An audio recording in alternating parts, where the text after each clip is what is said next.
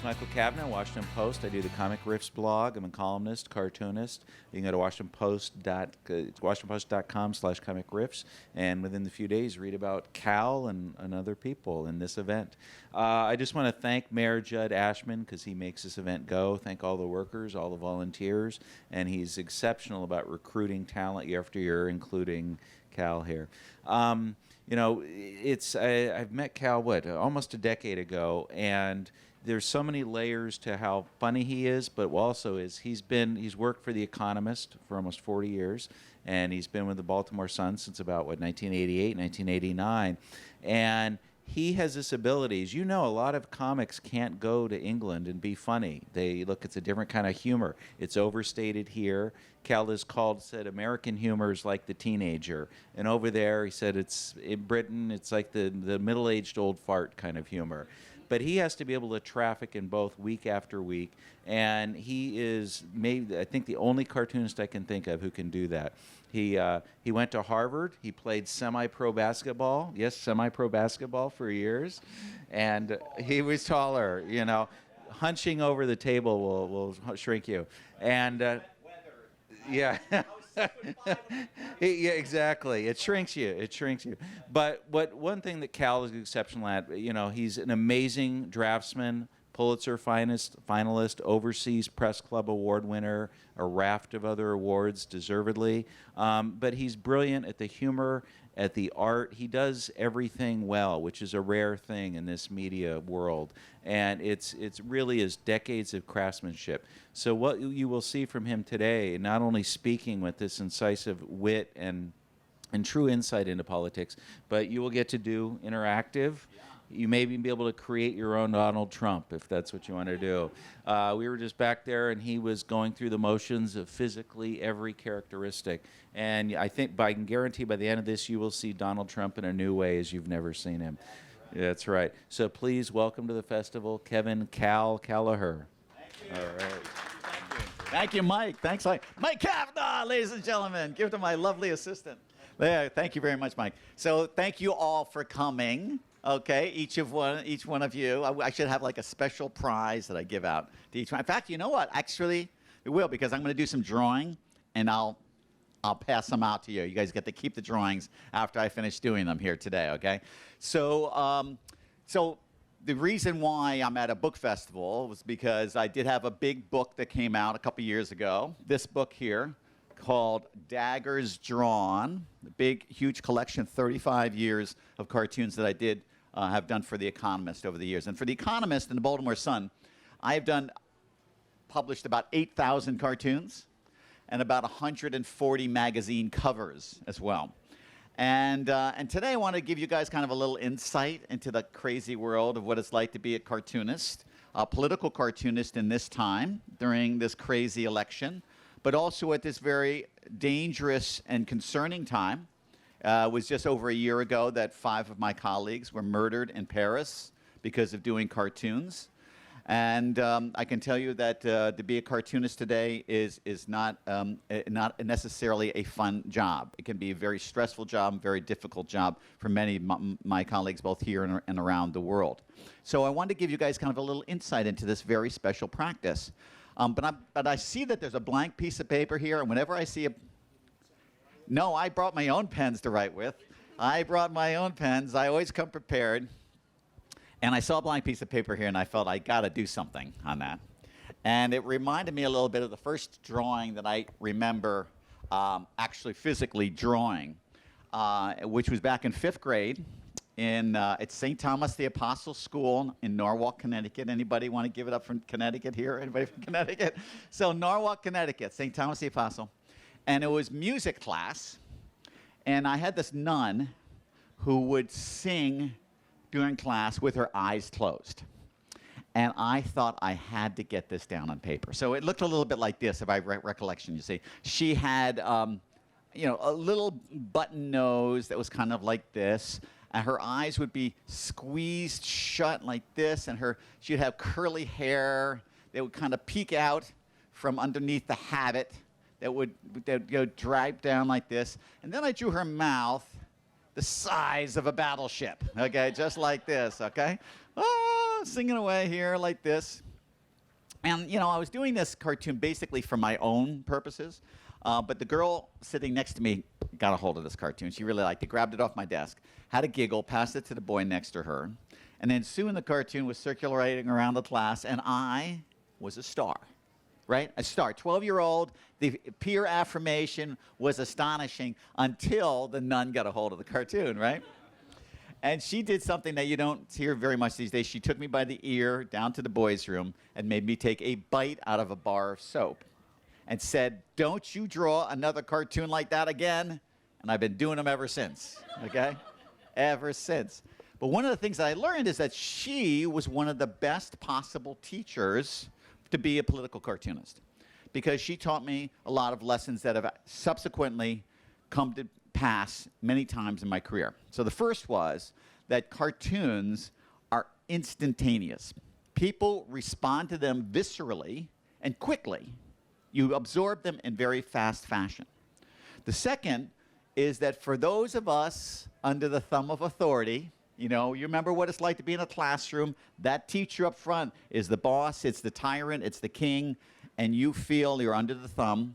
For those of us who are in that position, there's nothing like knocking that boss down a notch. And a cartoon, a piece of satire, particularly when it does with caricature, is the perfect way to puncture the pomposity of the powerful through a pointed, poisonous picture. Really good stuff. But the final thing that I learned was those people on the sharp end of the pen do not respond in the same way as everybody else does, okay? And I've seen this over and over and over again. So what I'm gonna do is I'm gonna show you guys, do some slides, just show you some cartoons, give you a little insight to some of the challenges that we have and what goes on in the cartoons. Then Q&A, all right? So you guys gotta have some good questions ready. And then we're gonna do some drawing, okay? I'm gonna draw some of my favorite, mainly political, presidential characters that I've drawn over the years. And then we'll top it out at the end of the day with a Donald Trump drawing, okay? That all of you guys can practice at home and impress your friends, okay? Sound like a plan? Okay. So anyways, I hope you can see what's going on up here. I will read any cartoons that have any words because I know it'll be hard for people to see. But the first cartoon I think you'll be able to recognize. And one of the things that I think is important when you're looking at an artist's work, you want to see some of their early work. So here's an early piece of mine here. Okay? So here's a cartoon that I did when I was 6 years old. Okay? It's Abraham Lincoln, right? Gettysburg Address. And this cartoon, by the way, is a seminal cartoon, important cartoon, because this cartoon inspired a feature-length motion picture starring Daniel Day-Lewis. Right? This cartoon. All right? So anyways, the thing is, the reason why I show this is that at the age of 6, everybody in this room was drawing. Right? Everybody. But somewhere between 6 and 16, everybody, or just about everybody, drops off. And which is kind of sad, because it is a way of speaking, it's a way of articulating, but there's a lot of reasons why people tend to drop off. But one of the things that I believe is that it's in our DNA, and that everyone in this room can draw. I could teach everybody in this room how to draw.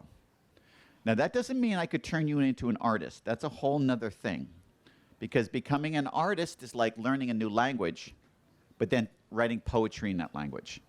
But I can take you and get the craft of drawing so that you could articulate and see things in another way. So something that's kind of gone amiss with all of us. But for me, I'm a professional 6-year-old, all right? So that's allowed me to carry on. So anyways, I started my career working in the UK, as Mike pointed out, and I was doing caricatures of tourists in the streets. And you guys have seen these people who do these drawings, right? You might see them at a bar mitzvah, or you might see them down at a vacation spot, whatever. And the thing is that if you want to do this well, essentially you've got to knock these things out in about 10, 15 minutes and bring people through, churn them through. But I discovered I'm not so good at that. I'm a terrible businessman. It'd take me a half an hour to do each one, because I was trying to find out that thing about your face and about your face and your face and your face that's special, unique to you, and that captured more than just a blown-out nose and big ears and that kind of thing. And I thought I was crazy until I read this quote from Annibale Carracci, an Italian Renaissance painter, and he said, "A good caricature is more true to life than reality itself." And there's a lot of truth in that. Picasso was a caricaturist, using distortion in order to get to the core of a being, of an individual. So that's what I aspired to do. So anyways, soon after I got my first job with The Economist, crazy, my first job with The Economist of all places. I was 22 years old, and I was now drawing politicians of all stripes and important people. And I probably have drawn every major politician around the world over the past 4 decades.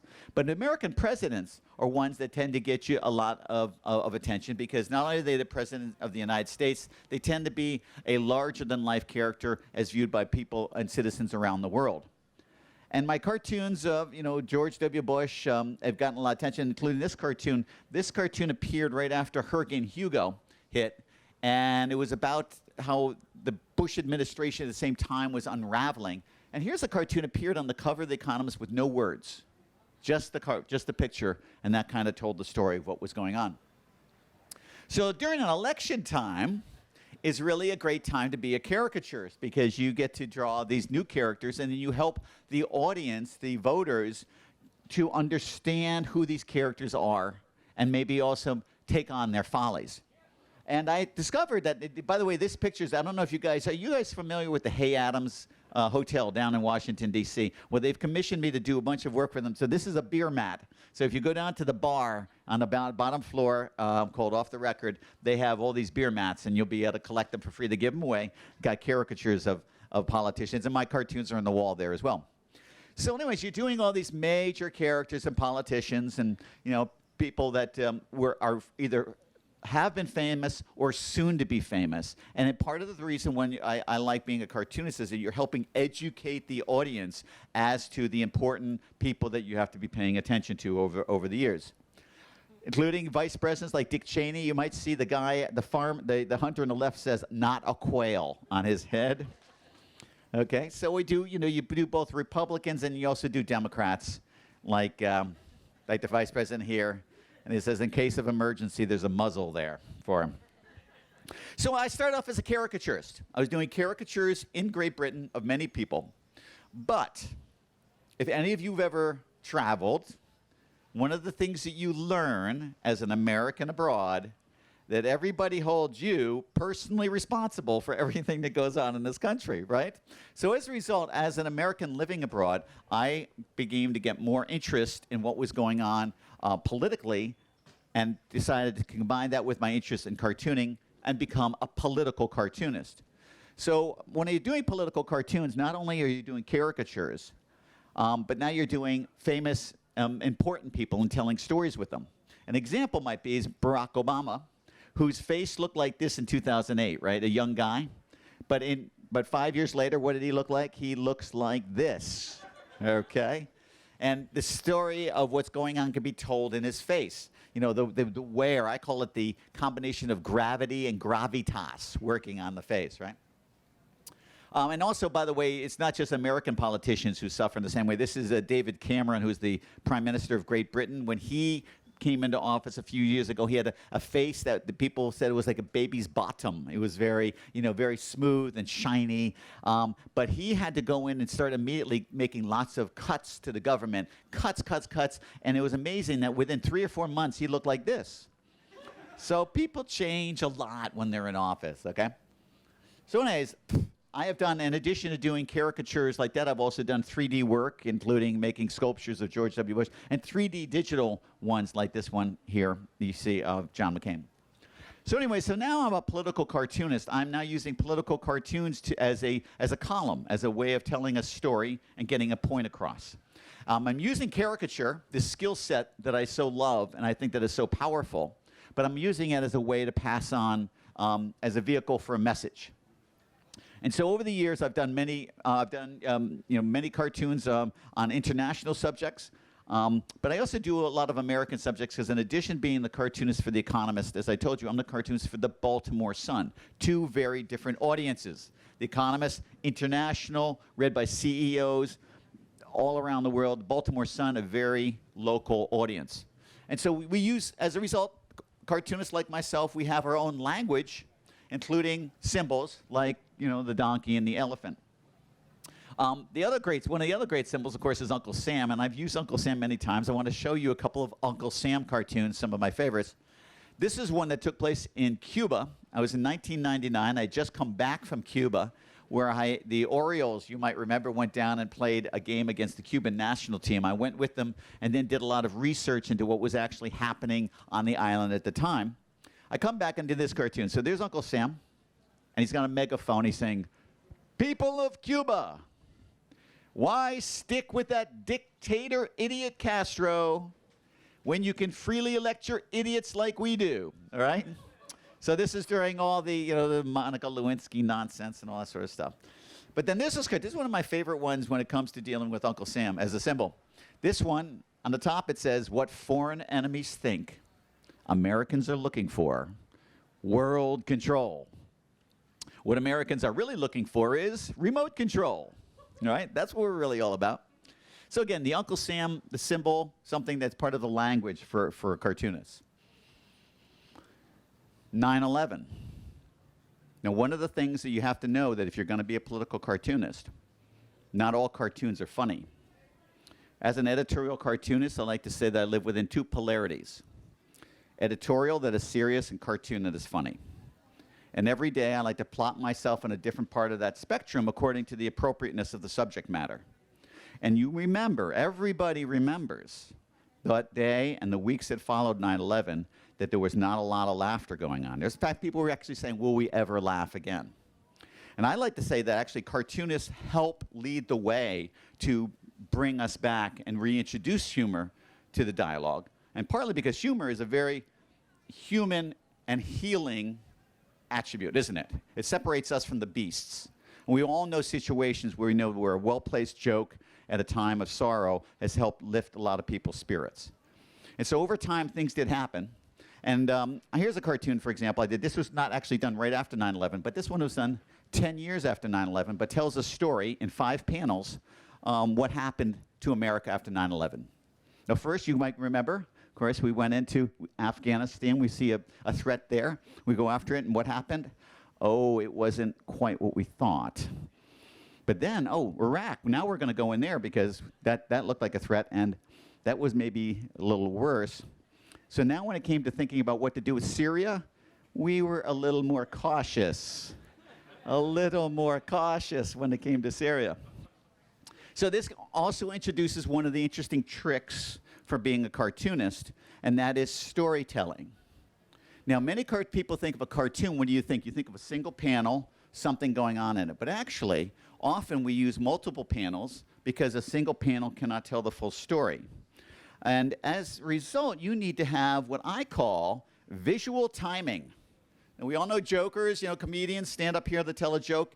Jokes need timing. If I passed out a joke to everybody in this room and asked you to stand up and tell the joke, you might kill it, but then another person over here wouldn't do so well.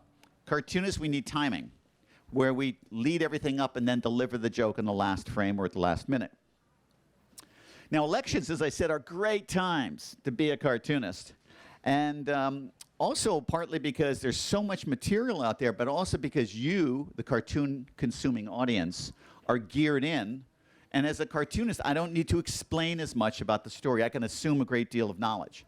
This cartoon appeared on the cover of The Economist. It looked like this when it came out. And if you guys read, anybody here reads The Economist, just a little hint, if you see a crowd scene, I always hide myself in the crowd scene. So I'm here behind Uncle Sam, okay? You'll always see me there. So as a result, I've done a lot of cartoons. This is one, for example, we did about Donald Trump. The guy Donald Trump here. It says here's the donkey.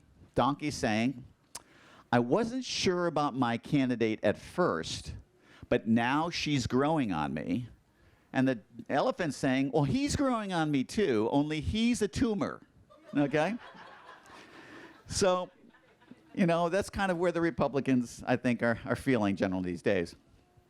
Now, I know this is small, but I'll kind of decipher this one for you. So this is just to show you, guys, that we don't always deal with politics, but we deal about social issues and other things that affect us collectively. And this, I think, everyone can identify with. This is TSA at the airport, okay? We all know this. So here's a scene. I'm going through security, right? And as we go through, first they pat you down. The next thing they know, they're going to be checking your teeth and your shoes, and then they're going to be shaking you up and down. Then you're going to have mind readers soon, I think. Tumble scanners, you know, and then these big kind of stretchy things. And at the end of the day, you're kind of look like this. And the officers say, now you can feel safe. And I say, the parts of me that I can feel, you know. So that's kind of weird. So sometimes when you do political cartoons, you leaven up. One day you might do something very serious that has no joke in it. But the next day you might leaven it up with something like this. Now, we talked about timing, remember? Here, I'm going to show you what I did to your eyes when you looked at this cartoon. All right, so here's the cartoon. Says, question, what will the warrior guardian of the future look like? And then here, guy says, yo, dude, back here. Cybersecurity. Okay? Now, this is what I did when I made this cartoon. I took your eyes for a little walk. It went like this. Your eyes saw this big figure in the middle, right? And it saw all this energy moving up to the northwest corner. Your eyes go up here, and then they start searching. Bang, they see the cue, question. Read the question, look for an answer. You look over, and finally in this white space, there's a nice place there. You read those words, follow the hand, follow the head. Finally, the payoff line is here. And all of this is done because it's done through composition. Part of the tools as a cartoonist to be able to get your payoff is to use composition in your favor. Because obviously, if you had read the punchline before the others, it would have ruined everything else. So understanding composition is also an important part of doing the job. So this cartoon, this is my most famous cartoon about the stock market. Let me read it to you. It's called Just a Normal Day at the Nation's Most Important Financial Institution. There's a guy here on the phone. He says, I've got a stock here that could really excel. Person next to him says, really excel? Excel, sell, sell, sell, sell, sell, sell, sell, sell, sell. It carries on at the bottom. Sell, sell, sell. Fellow here says, this is madness. I can't take anymore. Goodbye. Goodbye, goodbye, bye, bye, bye, bye, bye, bye, bye. And then a guy down here says, I got a stock here that could really excel. So anyways, this cartoon appears 1989. Baltimore Sun. Gets picked up in The Economist, gets picked up Herald Tribune. Next thing you know, around the world, I'm getting phone calls. Stockbrokers from everywhere. And they all call me with two questions. Number one, they say, can I have a copy of that cartoon? And the second one, they say to me, this is exactly what it's like. Okay? So this cartoon has been reproduced copious times. I get almost weekly requests for this cartoon to be used in fashions, you know, whether it's in textbooks, encyclopedias, coffee mugs, you name it.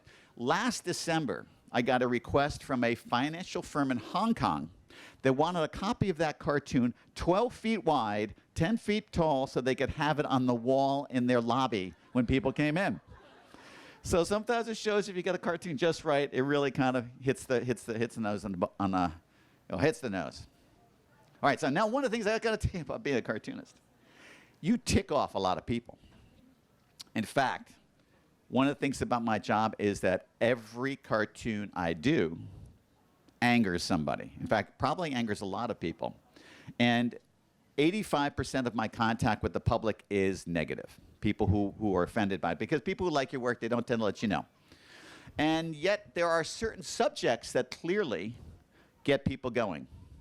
In America, guns, abortion, Arab-Israeli relations, race, and everyone in this room has got a hot button. You go there, this guy's a great cartoonist, except for that one cartoon. I could punch him in the nose for that cartoon. So, for example, guns. I do lots of gun cartoons over the years, partly because I lived in the UK for a decade. They have a different gun culture there, different relationship to weapons, and that's affected my kind of opinion of it. So I was in Lebanon recently, talking with a group of Lebanese cartoonists. One guy says to me, he says, Cal, you know, you do all these cartoons about guns, and aren't you worried because the people who don't like those cartoons, they've all got guns? So I thought for a second, and before I could answer, another cartoonist from Lebanon says, oh, We have the same problem here in Beirut, except everyone here has got rocket launchers. Made me feel just a little bit better. So anyway, so we do there's lots of subjects that get people going, but religion is a really testy place. So I got some cartoons I'm going to show you on religion. This one here starts here, takes place in heaven. You can see it. Hello, Lord Almighty's office. Michael the Archangel speaking. May I help you? A voice from off stage. Who is it? It's Pope John Paul II on the line. Again? He's worried about this movement to ordain women as priests. But I've already told him what I think. Tell him I'm busy. I'm sorry, she's busy right now. Yeah, that's the Pope speaking right now. There.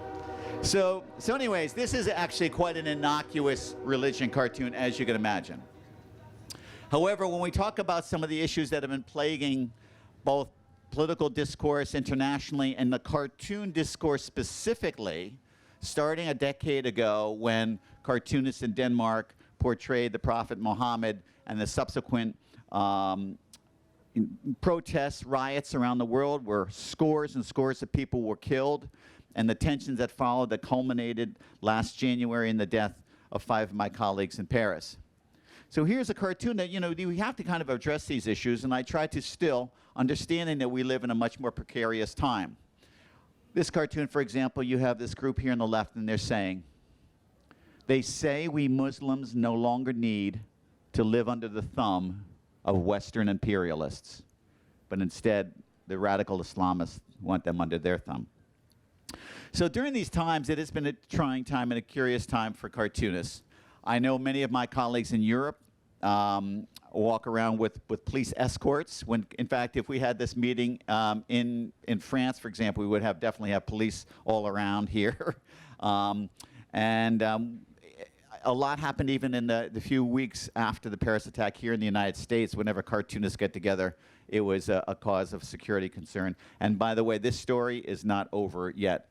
I know for, having spent some time in the Middle East, this is still a gaping open wound for many. But sometimes the frustration you might have on this subject can give you this kind of feeling. So post-apocalyptic scene here, right? One dog is talking to the other and saying, it all started with an argument over whose God was more peace-loving, kind, and forgiving. A little black humor there for you. So one of the things that people often ask me, all right, Cal, where do you get your ideas from? So this is kind of what it works for me. First of all, working for the Baltimore Sun, I have to know about local politics, Baltimore City, the state of Maryland. For both the Economist and the Baltimore Sun, I need to know about national politics. And then when it comes to the Economist, you have a good grasp on international politics. But this is an impossible thing to keep up with. It's probably the biggest purvey of any journalist to have to cover. So you're constantly trying to keep up with what's going on, whether you're on the web, the internet, reading, contacting colleagues with expertise. It's a really big problem. But now, having all this information does not necessarily mean you're going to have an idea at the end of the day. So I put on my hat as a columnist, basically. I consider myself a person who's trying to give you a political slant on something, and I look for what's more important today, not what's funny today. So I surround myself with lots of paper, just photocopy paper, the typical paper that you might see, and from there I'm sketching ideas. And our first ideas start off really kind of hieroglyphic. In fact, what I want to show you guys, I'm going to do a little run through a cartoon I did for The Economist recently, and I'm going to show it to you from the beginning to the end. And this is a cover that we did recently. So the cover story was this. I get a call from London on Monday, and they say, Cal, we're doing a lead story on taxing the top 1%. And the story, as they say, is, look, we think that both in the US and the UK, you can't rule out raising taxes on the top 1% as part of a comprehensive debt reduction package. We think that's fair. So can you come up with some ideas? So I'm thinking, okay, what's a good metaphor for rich people? I'm thinking, what I get down? Fox hunting. Fox hunting, that's a rich person kind of thing to do, but they had to have a twist. So I'm thinking, what's this twist? Oh, maybe instead of having people chasing foxes. We can have politicians chasing rich people. How's that? Great. So the first sketch here, as you'll see, this is very clear. My first sketch in it. There you go. Very clear. And this sketch was about 2 inches by 2 inches, but that's it for me, okay? So the next sketch gets a little bit clearer. And I'm now working on a larger scale, and I'm sketching out shapes. And the next sketch, even again, I'm trying to work on the composition like we talked about before, where we have the politicians up here, the people down here. The next sketch gets even more refined. And each iteration now is improving, and I'm seeing the improvements myself, but I'm also sending copies to London. And when I send it to London, they're working on their own. They're working on the captions, and they're working on their own composition on the ways of what it might look like, okay? So now we've got it locked in on the composition and what the character is going to look like. Now I start painting and start drawing this thing in watercolor, and the real original is probably about 22 inches tall. And the finished artwork will look something like this, a beautiful kind of autumnal scene. And I'm sorry you can't see it so closer, but it's beautiful, believe me. And it's got, all these characters running in, the beagles jumping everywhere. And finally, when it appeared on the cover, it looked like this. And all of this, by the way, the process from that first sketch to this was about 32 hours, okay, from beginning to end. And hopefully I got a little sleep in there in the middle of it somewhere. But the idea is that this is the other thing about being a cartoonist, is that we live on completely unforgiving deadlines, that we work really tight deadlines, and that's part of the excitement of it, is trying to turn out something of a pretty high quality artistically, one that has something profound to say, something that connects with various different people, and you have to do it on a very tight deadline. And oh, by the way, you got to produce about 12,000 of them before you retire, okay? So that gives you some insight to the challenges of the job. So finally, the last cartoon I just want to show you here. This is a cartoon I did on the day of the tragic event in Paris, January 2015. So one of the things you need to know that if you're going to be a cartoonist is that one of your prime mission is to tackle intolerance. Tolerance is the enemy of civilized society, of civil discourse. And even though we use a negative form, political cartoons are one we're always making fun of people, we're doing it for a positive reason. It's like tough love. But on this day, when satire was taking on hate and intolerance, on that day, we lost. That day, many of our colleagues were killed, and it seemed apparent that many of those who pulled the trigger might have felt that they were triumphant. However, they thought their mission was to quash satire and laughter, this medicinal form of humanity, and they thought that they could silence it. But I think they were mistaken. I would like to think that they would try, and they could try to take on this very important part of freedom of expression, which satire resides. But I'd like to think at the end of the day, we'll get the last laugh. And that's it from the cartoon part of the portion of the program. Yeah. All right. All right, so now, guys, it's up to you to make this thing really sing. We're going to do a little Q&A. I'm going to swap out mics. You're going to take this one so it can pass out to people, okay? How we doing? We're doing okay here. And we'll do a little Q&A, and then I'm going to do some drawing. I want to make sure we need enough time. So we got about, what time do we close off here? We stop? Quarter after the hour. That's when we finish? Yeah. Okay. Okay, good. So we'll do a Q&A for maybe 10 minutes if we got 10 minutes worth of questions. But this crowd looks like it's got 10 minutes worth of questions in there maybe. Let's see. We got one right here. Yeah. I'm just wondering if sometimes you have to, you've shown symbols that you use, Uncle Sam and so forth, that have been existing for a long time. Do you sometimes have to create your own symbols in order to sort of bring a concept into a small thing that you can show? That's a really great question, really, really good question. That's not a question I've gotten, so that's a really good question. There will be some opportunities for that. I haven't had, when I was working for the Baltimore Sun, I might have some because you have some very local issues and you could create a character that represented this issue or problem. And I know I have some cartoon colleagues, for example, in the UK who once they they create a moniker for a particular politician, then that politician appears like that in every single circumstances. I've been tempted to do this recently, by the way. I did a cartoon of Donald Trump as a porcupine. And he's so prickly. It seemed to me the perfect metaphor for this guy. And I thought maybe every time I draw him, I should do him as a porcupine. So you may find he may start creeping in like that. But you know those symbols. But be honest, too, the kind of the old world symbol that Herb Block used to do, Mr. Nuclear Man. He looked like a big bomb and so on. Somehow to me feels kind of like an old dated device. But if it's used cleverly, then I think that you could try to do it. I tell you where it's come into play for me. Is that there was a time that there's often a times when we have to think, I want to do a character that represents all of us, all of our frustration with politics, all of our concerns as American citizens of why, whatever. The problem is, who is the everyman? There was a time in American cartooning that it was always a white guy. It's not a white guy anymore, and nor should it be. So what do you do? So sometimes in those circumstances, I draw myself and just say, okay, it's just the stupid cartoonist coming up with his take on things, and hopefully you'll identify with what I'm trying to say. But there may be a time, and I remember I've done this in the past, where I've done a character for Baltimore that represents all of Baltimore, that basically the head is the map of Baltimore, in 3D. But you can find that those would be kind of the places where you might try to improvise in order to maximize your work. So they say we have 10 minutes left, so maybe one more question because I want to do some drawing. May you have another question? Yes, pass the question to the mic to that guy. Then we'll do some drawing. Do your friends ever ask you to draw cartoons for them? Okay, can everybody hear that? Does everybody, friends? So the question is, well, first of all, I love drawing.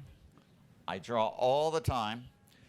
And when you see me draw up here, I'm going to make it look really easy because I've drawn these guys 1,000 times. But all of these drawings you saw up here took me 8 hours to draw, 10 hours to draw. It takes me a long time, partly because I really want to get it right. So my close friends know what it takes to do a lot of cartoons, so they are very careful about asking me things. But I always like to help out people as well. And when my kids were at school, I would do things to help the school and stuff like that. But the thing is it's a wonderful gift that you have to be able to do this. And I would like to try to share it with as many people as possible. And it's part of the reason why I think the internet is a great thing for being a cartoonist, because more people around the world see me now than ever before.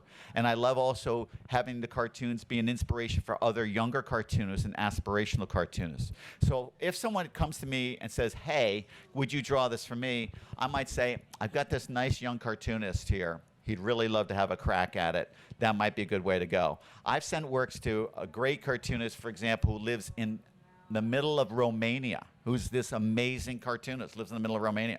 And, there's some really great people out there. Why, do you have some work that you want to give me? No, that's good. Well, I appreciate it, but that's a great question. So if you guys don't mind, what I'm going to do is I'm going to start drawing because I think this is kind of a fun bit. It's one of my favorite bits, but I have to tell you, when I watch other cartoonists draw, and I do this for a living, there's nothing more interesting because it's pure magic. Because all it is black pigment on paper, but it appears in front of you and there's no special effects. So I'm going to do something on a few quickies on this flaccid paper here. This very damp paper. And I'm going to start with Al Gore, because Al Gore's got a funny shape to his head. Now, the shape of your head, by the way, is the most distinguishing characteristic that you guys have. And his shape of his head goes something like that, okay? And his hair, this is kind of probably a 1990s version of Gore, because he still has black hair. And he has kind of Ronald Reagan hair here, too. And he also has ears that are like Spock from Star Trek. They're actually connected at the bottom down here. Seriously, if you see him here, they connect at the bottom. He's got this long, bony nose like this, flared nostrils like this, okay? And then he's got this little Elvis mouth that kind of goes like this, And already you start to see him appear, right? He's starting to appear. But here's the thing I love about Al Gore. And Al Gore collects cartoons. I've seen him up close. I've watched him in action up close. And many people think that Al Gore lost the 2000 election because of a few thousand votes in Florida. I'm telling you, no, I've seen him up close. He did not lose that election because of a few thousand votes in Florida. Al Gore lost the election because Al Gore has got the eyes of death. The eyes of death. If you ever see him up close, you're like, oh my God, that's Al Gore, okay? That's why, okay? All right, Al Gore. Okay, Al Gore, okay. All right, so let's go to Bill Clinton. Bill Clinton. So my wife and I share a studio, and you guys have heard of method actors, right? Well, I'm a method cartoonist where I get into the character when I'm drawing them. Start to talk like them. If they're smiling, I'm smiling. It's just crazy. So anyways, Bill Clinton. So Bill Clinton, this is going to be a profile. He's got a kind of a nice squeezable nose like this. He's got a little bunny rabbit kind of teeth down here like this. And he's got his cheek like this. And of course, he's got his eyes. He's got so many bags under his eyes these days, which is hard because he travels a lot. And they charge for every bag these days. So anyways, he got the used car salesman haircut here like this. Okay. All right, let's go there. Bill Clinton. Let's guess his ears like this. And he's got a big chin. Got the Bill Clinton chin like this. He said, I did not do that thing that everybody said I did. Okay, so there we go. Bill Clinton, what do you guys think? Yeah? All right, not bad. Not bad. Okay. Let me see what here. Let me see if I can get help here. I might need help for this one here. Okay. Can you do me a favor? Can you come on up here and give me a hand with this? I want you to just stand over here by the side here just for a second. You're going to help me with this cartoon. So I'm going to do John Kerry. John Kerry's got a very long face, right? Really, really long face. So let's see if I can get it. So I'll need your help in just a second. First, I'm going to try to do this here. Okay, so John Kerry's got the long face. So the face goes down like this. Let's go to the long face. Got the long face. He's got the long face. He's got a long face, but you know what? I'm not sure about this, so stay right there. I'm just going to... Okay, now, if you could just hold this down here like that. Okay. Okay. So we're just going to go up like this, and this is his mouth, and here's his nose like this, and this is his eyes here like this. Okay. And then his hair goes around like this. What do you guys think, huh? John Kerry. Not bad. Okay. You can take this one home with you, okay? You take the bottom half. I'll give you the top half afterwards, okay? And my lovely assistant, give it up to my lovely assistant. Come on. Yeah. Yeah. Okay. All right, so I'm going to do H.W. Bush, W, and then Obama, and then do we have enough time? How much time do we have? We got time. He says we got time. All right, let's go. All right, so I'm going to do H.W. Bush. So first thing about H.W. Bush, I'm going to draw him twice very quickly. The first one shows you what he looked like when he came into office. The next one, what he looked like 4 years later, because their faces change a lot in office because the cartoonists are having a go at you. So the first one, he's like this, big forehead, profile again, okay? This is the back of his head down like this. Ears here. He kind of a sharp nose like this. His eyes kind of went down like this, little bird's feet here like this. He had an upper mouth, kind of like this, little grizzly teeth down there, like that. And he looked kind of like an insurance man, okay? And my dad was an insurance man, so that's not a bad thing, but he just didn't really have anything particularly, special about him there, okay? But let's see what he looked like 4 years later, okay? 4 years later, let's see what happened. So, all right, now he's got the same head, but except the hair is like this behind.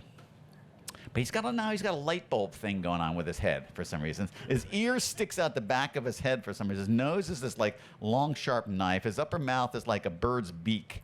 And the little teeth are like this. And then his chin went way out like this, all right? And the line went down like this, and lines here like this, and lines up here, the glasses are here. And then he had a little skinny neck down like this. So what do you guys think? H.W. Bush, okay? Amazing. It doesn't, and if you got a photograph, you put it next to him, wouldn't look anything like him, It's crazy. All right, now we get to do W. Oh, man, this guy was good for cartoonists. So his ears, he had formidable ears. And so usually I'd have to turn the page sideways, but I'll do it and get his ears, make sure I can fit the ears in like this. Okay, so his one ear is like this, and put the other ear on the other side like that. Okay, Then he had a really interesting nose. You know, you guys, the State of the Union address, right? I would actually videotape the State of the Union address and watch it twice. I'm the only person dumb enough to watch it twice. But I turn off the volume in the second one because I just watch their face moving around and I'd sit and sketch. He had a great nose, great nose. Set of parentheses here like that. He had a mouth that went down one side and up the other side. Talked out the side of his mouth like this. All right, okay. His chin was a W. That was kind of good for this cartoonist. Okay. Then he had little teeny eyes like this. Okay. And his eyebrow went like this. One was down like this. And then the other one was like, what's going on here? I don't know. Okay. Like that. We just leave it like this almost, right? Connect this down like this. And then the hair was here. And there you go. What do you guys think? George W. Bush. Not too bad. Not too bad, Mr. W. Bush. I think this cartoon does not look like me. Okay. So, all right. So now, Barack Obama. Barack Obama. Interesting. Barack Obama. So Barack Obama, I've been watching his face for a long time. And when somebody's actually president, you end up looking at their face much more than you look at your own face. Because I have my monitor in front of me, and I surround myself with photos of these guys, even though I've drawn them many times, just to get, to get the feeling. Plus, their faces evolve, like we saw with Obama. And I don't look at myself for 4 hours a day, but I look at Obama's face for 4 hours a day. And let me see what he kind of looks like. This is going to be a profile. So he's got the round head, and he's got his hair's graying, as we all know, right? And he's got a very heavy brow here. His eyes kind of peek out from underneath it like this. He's got kind of not a very particularly sensational nose, except he's got a little mole just above his left nostril there. Little mole, you see that? Now, you guys are never going to take your eyes off of that thing whenever you see him, because it moves up and down like a bouncing ball. So have a look at that when you watch him, okay? And then we have his upper lip here, which is very strong. Which is good. And already you're starting to see the shadow here underneath the bottom lip. He's starting to come alive a little bit here on the page. So here's the thing about looking at his face. Strong profile. And you guys are familiar with the birther movement, headed in large part by Donald Trump. And the birther movement says, hey, this guy was not born on Hawaii because that would, obviously disqualify him for being president. And the more I look at his face, the more I think that these guys might have something. Because I've seen the strong profile, I've seen all that good stuff, and I'm beginning to think that maybe he was not born on Hawaii, but he was born on Easter Island. That's what I think. What do you think? There's something there, I think, right? Okay. All right, I'm going to leave you with a very quick one of Donald Trump, and then one final thought, okay? Donald Trump. So Donald Trump... I broke them down, these people I've distilled down to some very simple, quick lines, but I try to do more ornate stuff for the political cartoons, but to get down to the simple lines, I've gotten a few simple lines that I think kind of works for Donald Trump. So I'm going to start here with a kind of a pancake line here like this, followed by a huge letter U, okay? Huge letter U like that, okay? We're going to drop two lines straight down like this. We're going to do an arrow pointing in this direction. Another arrow pointing in this direction because Donald Trump's on both sides of every issue, right?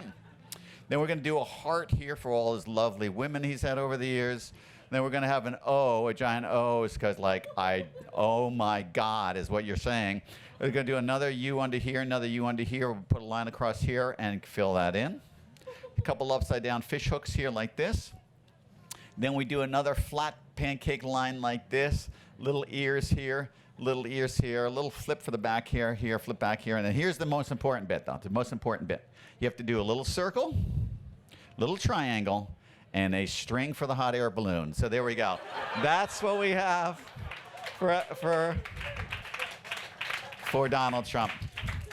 So guys, I'm just going to leave you guys with this one final thought. I will mention that I'm just going to be sitting right over there signing books and happy to answer anybody's questions. And particularly if you have any young cartoonists here, just love the chat. I'd love the chat. So, for most of the world, there was a recent report that said, that about 85% 6% of the world does not live in a place where there's freedom of the press. In most of the world, we couldn't have this meeting. Okay, the police would march in, you guys would be arrested, and I'd disappear not to be seen again. And our crime is making fun of our own head of state. And it's something that we take so much for granted, and yet in the history of mankind, it's just a virtual nanosecond that people on this planet have had that privilege to be able to do that. Now, it's something that we need to cherish, because there will be forces, even within this own country. We had laws 100 years ago trying to stop cartoons. There will be forces that will try to silence this kind of special criticism that we have. Now, we don't all have to agree with the cartoons that we see here, but we love that opportunity to be able to see them and laugh, that important human quality. So with that, I want to say I'm so proud that I'm able to do this really unique job, but I feel incredibly honored and privileged to be able to do it at this time, in this country, in front of you guys. Thank you very much. Thank you.